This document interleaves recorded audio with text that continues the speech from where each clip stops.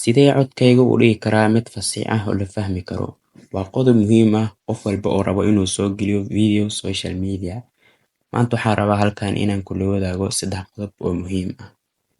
Hadday tahay markii ugu horeysay aad na soo boqoto, fadlan channelkana subscribe saar oo noqo saaxiibada wanaagsan ee nagu xiran.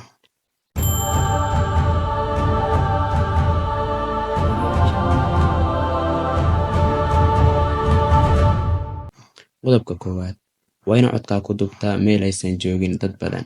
Maxaa ula jeedaa? Haddii aad codkaa ku duubto meel public ay joogaan dad badan, tani waxay codkaaga ka yeelaysaa in la kala garan waa codkaaga iyo codka dadka kale oo isku dhex qasmaan.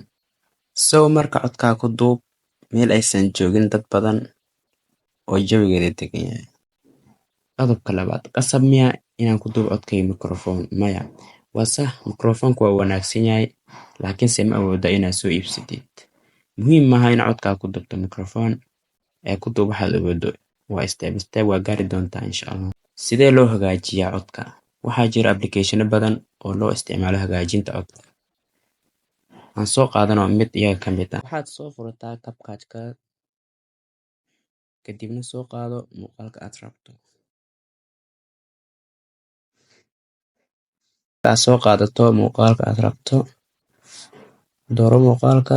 Waxaa halkan ka raadisaa enhance voice. Halkan ku dhufo, kadibna calaamad button-kan fur. Meel kale ha taaban ilaa uu tiradan buuxinayo. Iska sug. Boqolka aan meeshan gaarsinay sababteedu waa marka sug in yar. Hadda muuqaalkayga codkiisa waa fasiix. Marka waxaan rajeynaa hadda kadib muuqaaladeen inaad ku hagaajisan doontaan meeshan iyo waxaa jira application badan waa raadin kartaa, balse aniga kana isticmaala.